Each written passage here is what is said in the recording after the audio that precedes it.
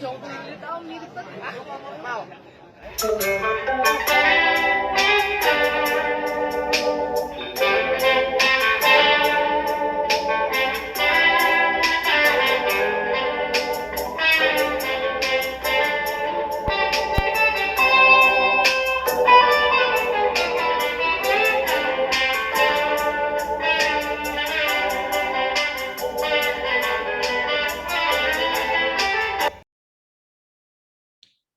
Shalom teman-teman, kita bersyukur hari ini kita boleh bersama-sama berjumpa di dalam acara Ngopi, Ngobrolin Perkara Iman. Dan teman-teman, hari ini saya akan membahas tentang satu berita atau satu isu yang berasal dari Depok. Kita tahu beberapa hari yang lalu Depok cukup digemparkan. Ya, kita bisa katakan Depok secara keseluruhan atau sebagian kecil karena memang diliput di berita-berita dan berkaitan dengan apa? Berkaitan dengan babi yang dikenal sebagai babi ngepet.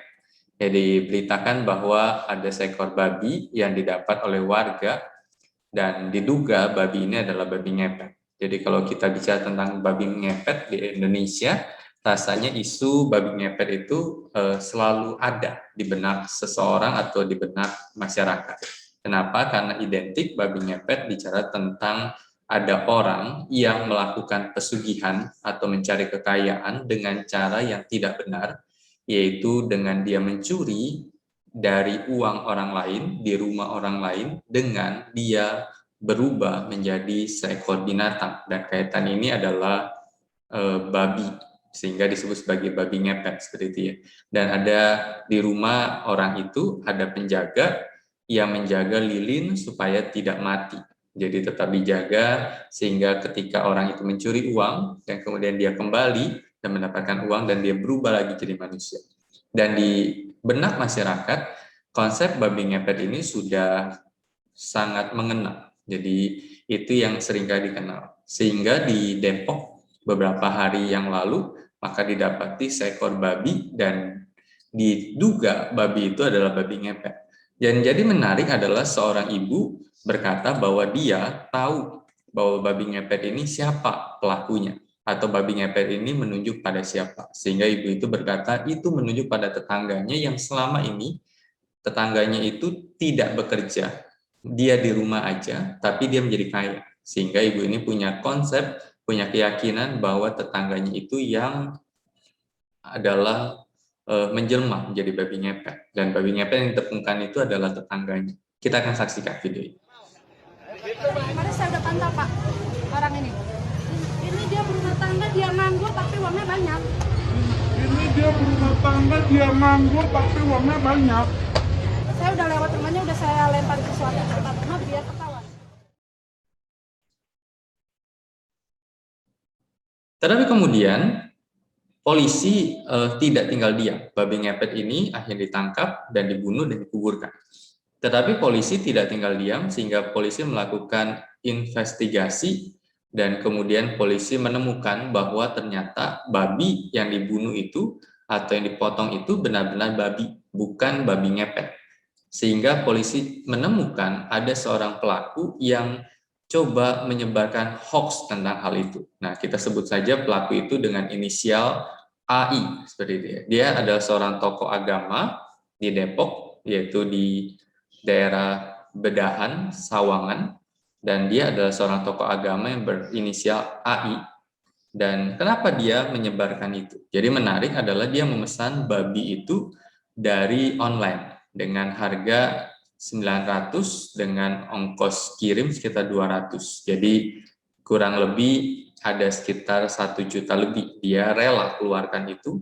Kenapa? Karena ini diawali oleh cerita yang berawal dengan adanya cerita masyarakat sekitar merasa kehilangan uang sekitar 1 juta, ada yang 2 juta, dan kemudian AI bersama dengan 8 orang temannya kemudian bekerja sama. Mereka lantas mengarang cerita tentang adanya babi ngepet ini.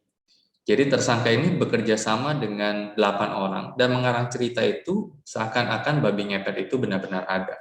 Dan dia membeli babi itu, melepaskan, dan kemudian gempa tentang babi ngepet.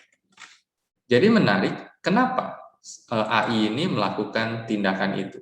Maka didapati bahwa dia ingin supaya dia terkenal, karena dia tokoh agama seperti itu ya, tapi tokoh agama yang tidak terlalu terkenal, sehingga dia ingin punya umat yang mendengar akan pengajarannya, mendengar akan apa yang dia sampaikan, dan dia ingin punya orang-orang yang pengikutnya, sehingga dia rela untuk keluarkan 1.100.000 itu. Dan itu alasan sesederhana itu. Dia melakukan penipuan, dia menyebarkan hoax, dan akhirnya AI, seorang tokoh agama, ditangkap oleh kepolisian dan sedang ditindak oleh kepolisian. Ini berita. Idenya dari mana sih? Ide dari saya sendiri.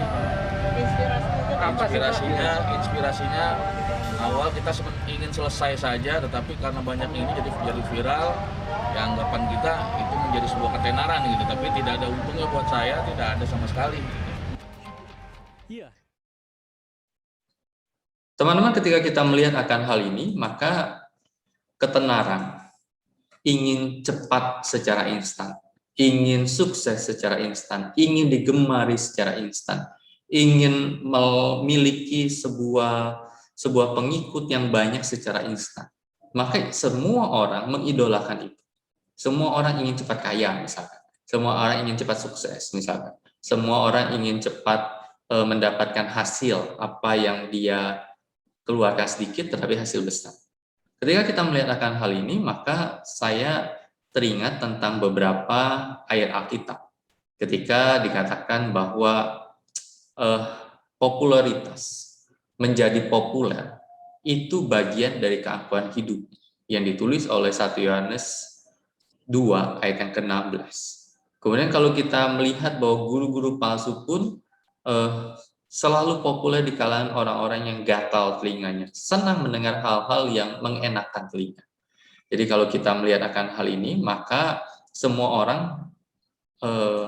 punya kemungkinan untuk melakukan banyak cara untuk demi populer.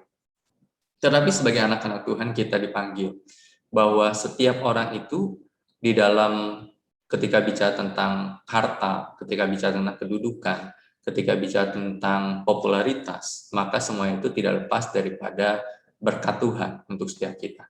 Ketika Tuhan memberkati kita dengan apa yang ada, maka sesungguhnya Tuhan tahu itu yang cukup untuk kita dan itu yang memang layak untuk kita terima. Karena itu dalam bahasa Alkitab itu kata cukup itu menjadi kata penting yang perlu kita maknai sesungguhnya. Kemudian terkenal, seperti itu ya. Setiap orang ingin menjadi idola. Tetapi ketika kita melihat, kita dipanggil bukan menjadi seorang idola, idol itu. Tetapi kita dipanggil menjadi seorang hamba, seorang yang melayani Tuhan, seorang yang berkata bahwa dia yang lebih tinggi, dia yang lebih agung, dan aku yang lebih rendah. Dia yang lebih dimuliakan, dan aku bukan siapa-siapa. Seperti Yohanes Pembaptis berkata, biarlah dia, dan bukan aku. Membuka tali kasutnya pun aku nggak layak. Padahal Yohanes Pembaptis itu adalah seorang yang besar, seorang yang ditakuti, seorang yang didengarkan pendapatnya, tetapi dia berkata, membuka tali kasutnya pun aku nggak layak. Biarlah seperti halnya dengan Yohanes Pembaptis, seberapa luar biasanya kita. Tetapi kita tahu, kita adalah hamba yang dipanggil Tuhan, yang disertai Tuhan, yang dipimpin oleh Tuhan. Untuk apa? Untuk melayani Tuhan. Jangan lupa, panggilan kita sebagai anak Tuhan adalah melayani Tuhan. Tuhan Yesus memberkati kita, dan sampai jumpa. Amin.